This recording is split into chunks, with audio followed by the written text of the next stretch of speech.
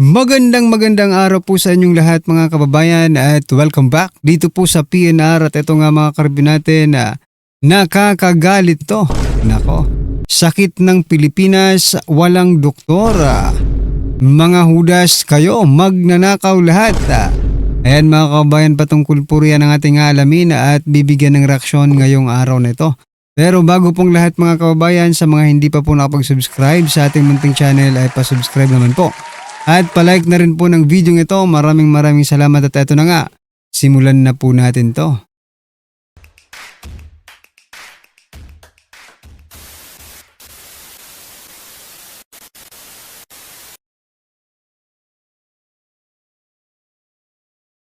So yan mga kabayan, eto simulan po natin dito po sa interview ni Kuya Boy Bonda dito po kay Senator Alan Peter Cayetano.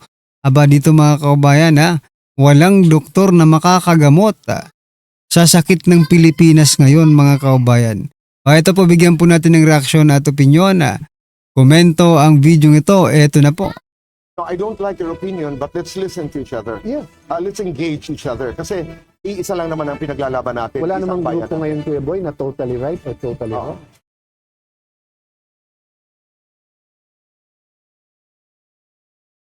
Alan, maraming salamat muli sa pagkakataong ito. Ako magpapasalamat sa oportunidad na to, Kuya Boy.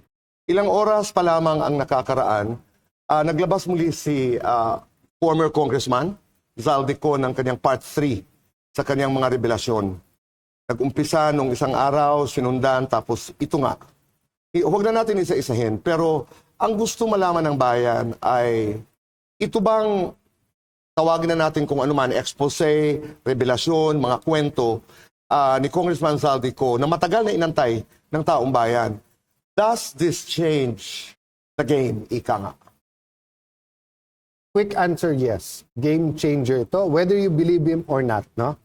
So, first lesson, expect the unexpected because everyone was expecting hindi magsalita or pag magsalita, didepensahan lang yung sarili niya. But we've seen from the speech nung mahiya naman kayo until now, maraming unexpected na nangyayari, no? From the change of leadership sa Senate, yung ICI, sari-saring protesta, kung sino mga pangalan ang binabanggit, kung ano yung lang ghost, Kuya Boy, di ba? Until now, I join everyone in being outraged, pero disbelief talaga that in this modern day, Correct. and then hindi sa sulok yung nandyan sa Bulacan at nandyan sa Cebu, nandyan sa iba't ibang area, no? I'm not judging per se kung ano yung ghost, but yung kung gaano kabigat, hindi lang yung corruption pero yung scheme. But Kuya Boy, ang question para sa akin kasi is sari-saring protesta, sari-saring paraan na iparinig sa atin lahat. Naggalit kami, kailangan ng pagbabago. Bakit in this period of time, all of us na nasa gobyerno, we cannot provide people with a roadmap or a vision man lang how we're going to get out of it. So we're all busy in showing that there's a hole, in digging that hole, in showing na eto masama siya, eto masama siya. We all agree na Kaya nga outrage na tayo. Pero parang yung kakulangan to paint a vision na, okay, eto yung masama, eto yung mali, eto yung tama. This is the first step, the second step, eto yung mangyayari. No?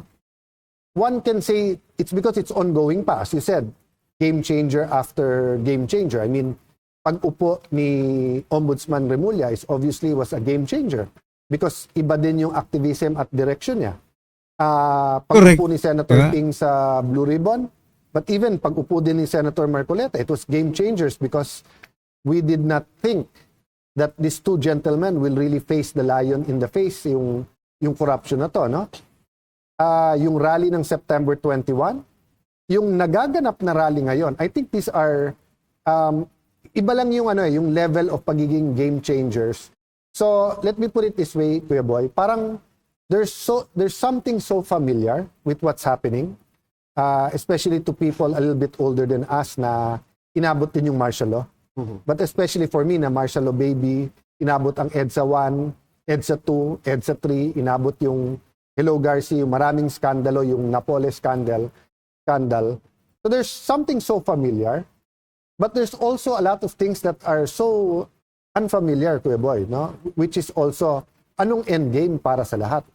So we're really in a extraordinary situation, Kuya Boy.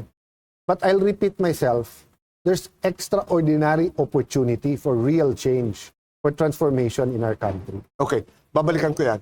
Ang hinahanap kasi ngayon ng tao, ang pakiramdam ng tao, litong-lito, dami-daming dumadating na balita. You use the word galit. Yes, may outrage. Yung parang sobra na.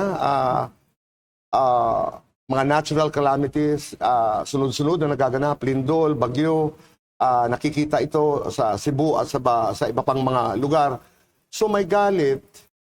Ang kadalasang tanong, and you also said it, paano ba magtatapos ang lahat ng ito? Or to be more specific, ang sinasabi ng tao, may makukulong ba dito? May mananagot ba dito? Eventually naman, Kuya Boy, may mananagot, may makukulong. Ang question lang naman talaga is will it be real justice? Meaning yung talagang mga dapat makulong, or will it be weaponized para kung sino lang ang kalaban ng kung sino makulong? But Kuya Boy, going dun sa kalituhan, di ba? Di ba kaya nga sinabi sa Bible, the blind leading the blind. Ano ba yung blind? Walang vision. Ano ba yung blind leading the blind? Meaning, susunod ka sa walang vision, pero sumusunod ka doon. So I'm not criticizing any group or any one leader. I'm criticizing our whole leadership right now. No? Every single person who claims to be a leader, including myself. Ang pamilya na walang vision, hindi mo alam kung saan ka pupunta. Ang jeep o ang bus na hindi pwedeng i-describe sa'yo kung pupunta man kaming Baguio, pupunta kami Lucena, hindi mo alam kung sasakay ka, hindi, malilito ka talaga. So the problem, Kuya Boy, is that in the past, kahit ano sama, martial law, EDSA 1, EDSA 2, people could paint a vision and then may path or paraan papunta doon. So I think the confusion is brought about by much fear, much more anger than fear, outrage nga ang tawag natin, but also a lack of humility from everyone in trying to find a solution.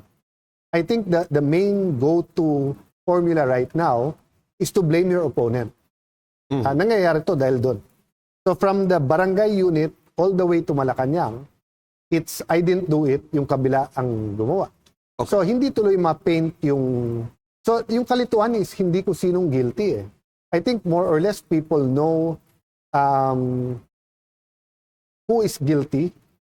Ang question lang is ano talaga yung ginawa, paano ginawa, and sino yung magkakasama doon. So kaya may kalituhan. Kasi dati, Kuya Boy, simple lang ang turo sa atin, di ba? Nag-aaway kayo, valedictorian, salutatorian, nandaya ka, tanggal ka. Eh ngayon, hindi na ganun eh. Di ba yung, ayokong tanggalin yung valedictorian kasi ayoko sa salutatorian. Eh, paano kung pareho nandaya yung valedictorian at salutatorian? Eh, kung sino mas mataas? Eh, before, getting to the vision was much easier. Kung sinong mali, tanggalin niya. Okay.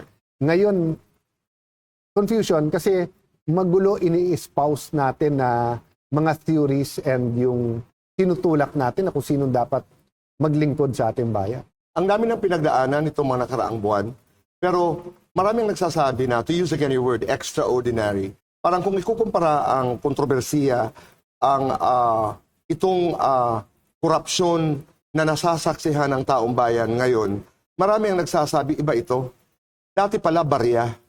Ngayon, nakita natin ng sambayanan, yung mesa na punong-puno ng pera, na itong gilid na ito ay para kay, ito ay yung kanilang paghahati-hati ng pondo ng bayan. So, klaro na ninakaw, klaro na maraming mandarambong na involved sa gobyerno,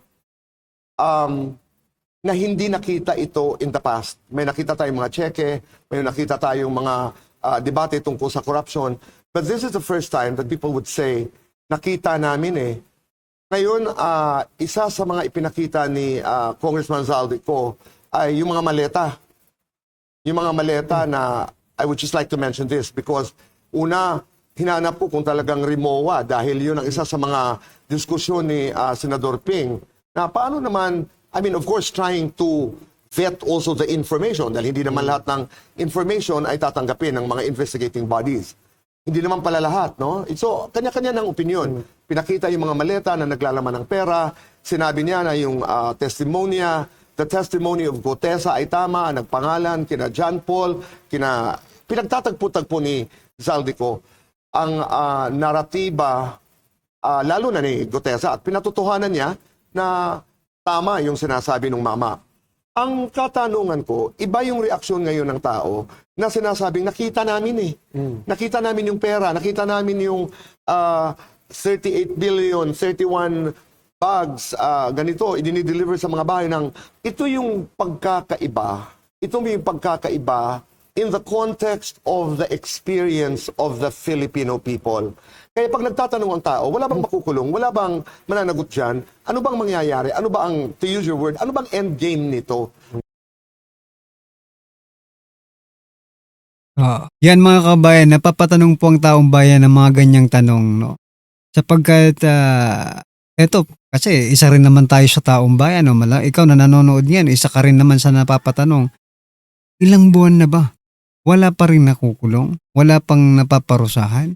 Kung hindi pa lalabas si Zaldico, hindi pa magiging mainit, no?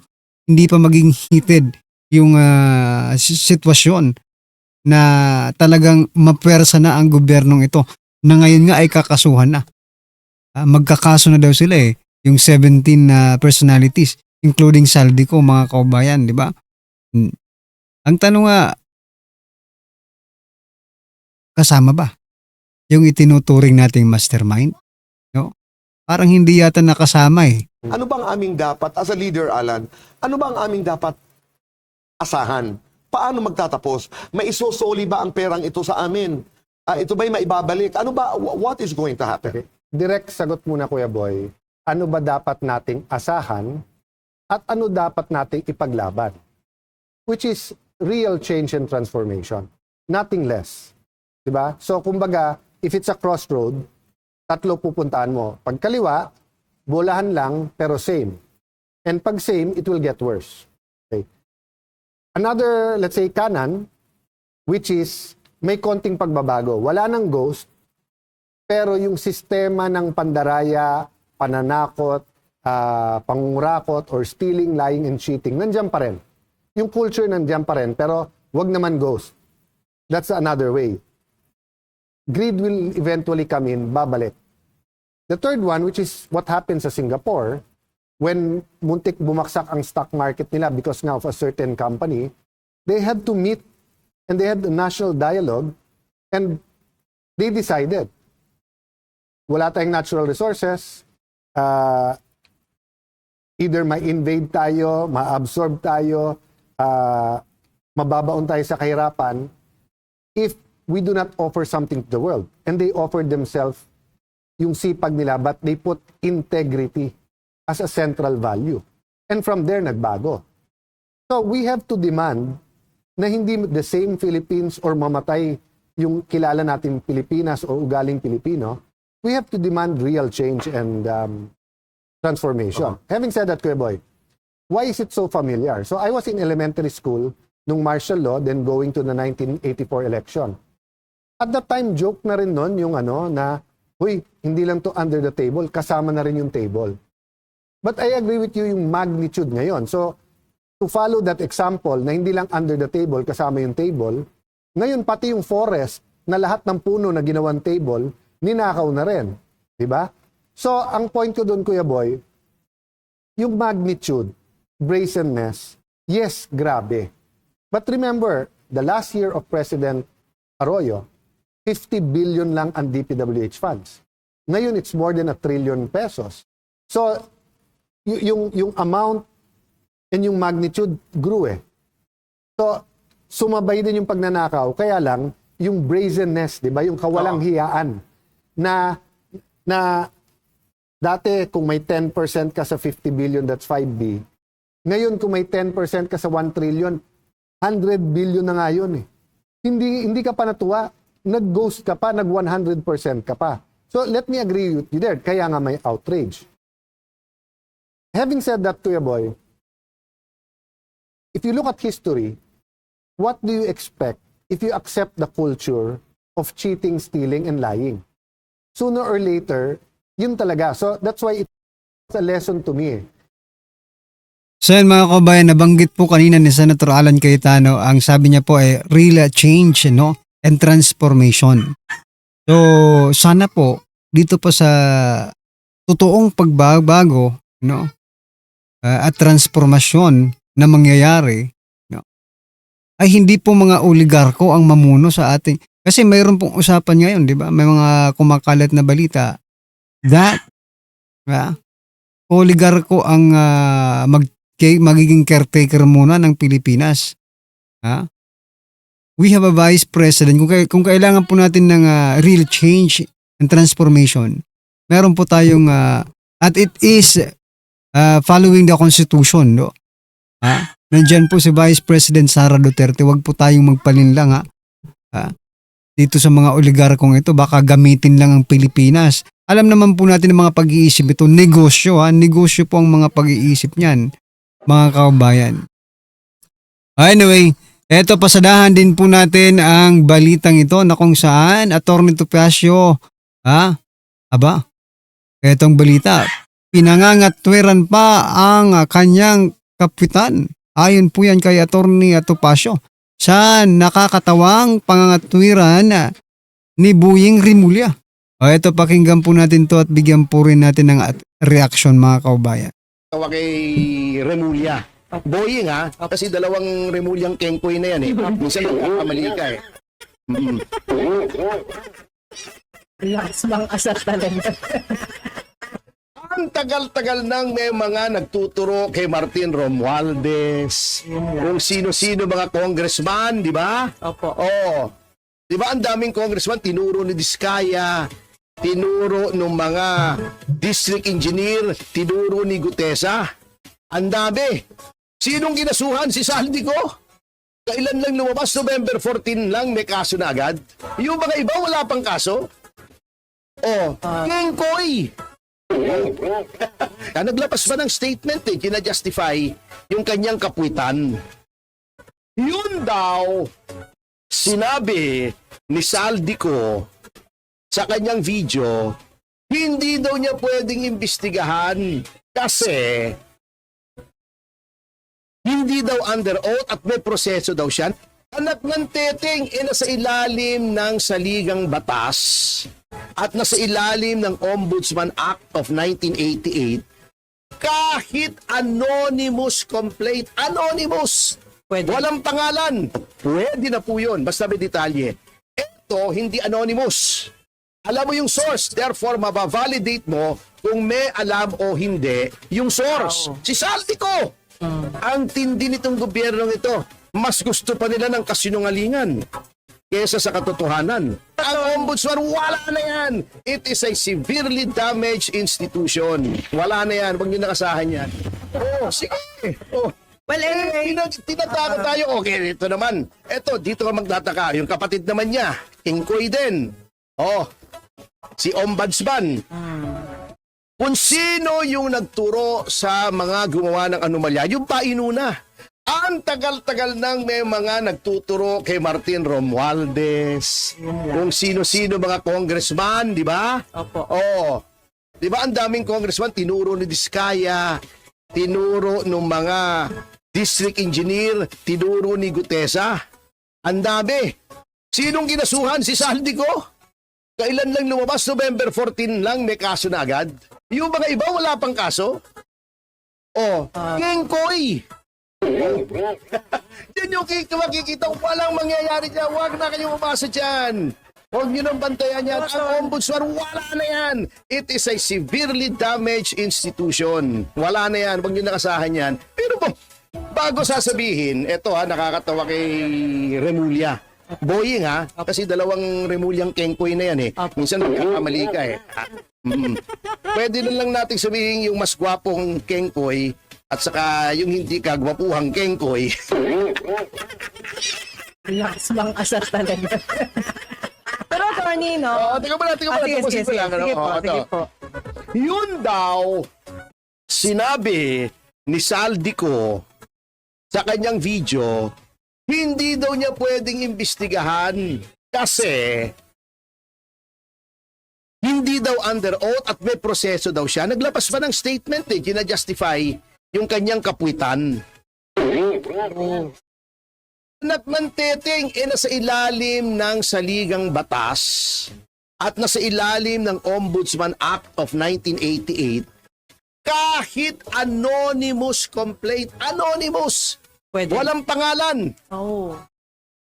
Susulat ako sa Ombudsman, Ginoong Ombudsman, ako ay si X. May nalalaman akong anomalya dito sa lalawigan ng Y. Ito ang mga detalye. 1, 2, 3, 4, 5. Okay. Pwede na po yung basihan ng pag-imbestiga ng ombudsman. Basta may detalye. Minsan na sabihin mo lang, si gobernador ay may bagong sasakyan.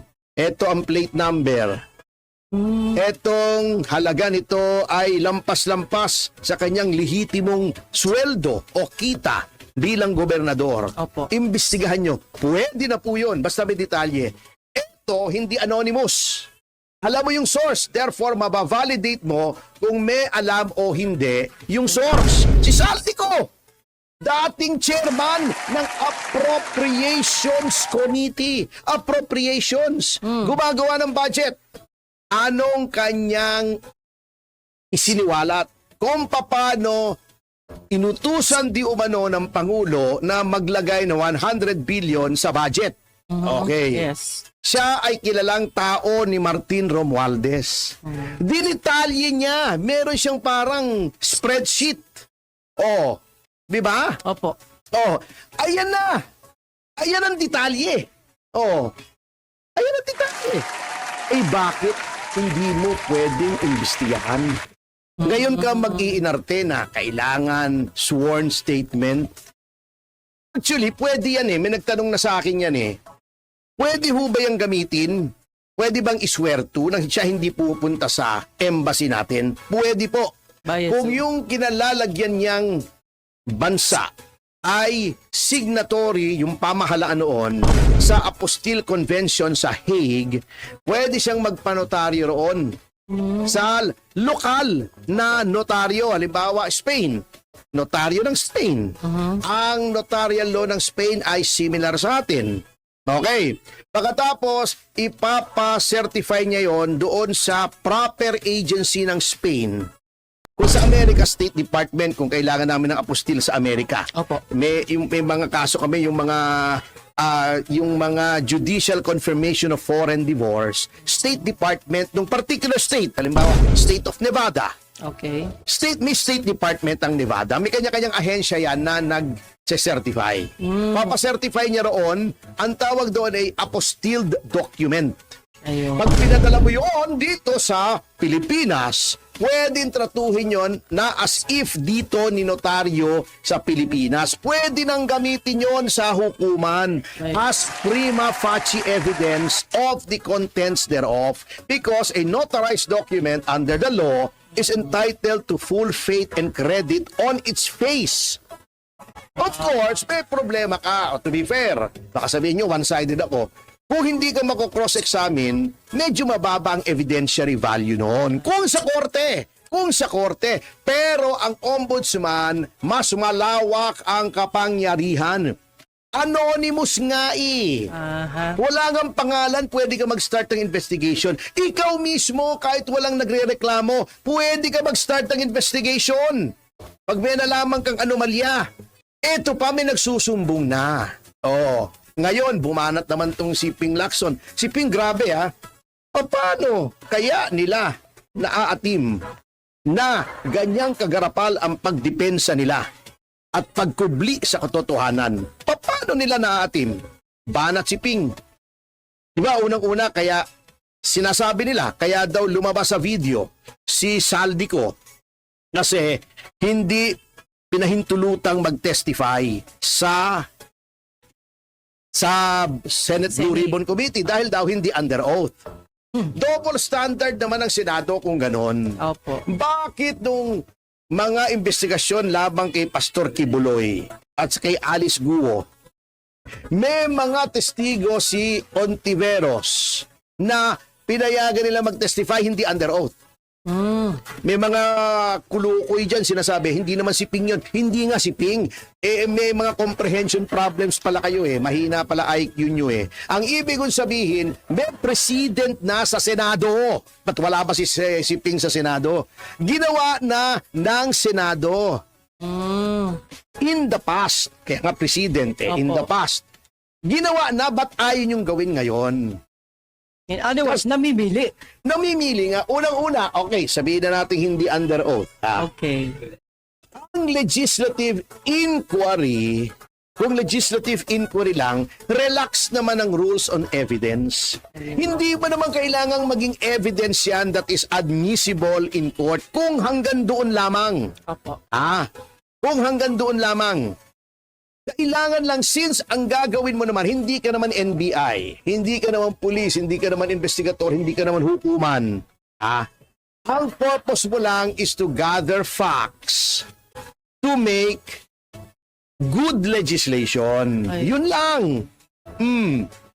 So, input pa rin yan. O bakit ayaw? Dahil ituturo si Martin, ituturo ang Pangulo. Ayun. Halatang halata si Ping, grabe tandem yan Yang dalawang yan parang Laurel and Hardy yan si Senate President sa si Ping Lacson. Kaya kinokopon na yung BRC kaya tinanggal nila kay Yun Marcoleta. Alam nyo, So yun mga kababayan, ano po ang inyong opinion, reaction patungkol po sa video ito, i-comment nyo na lang po sa baba.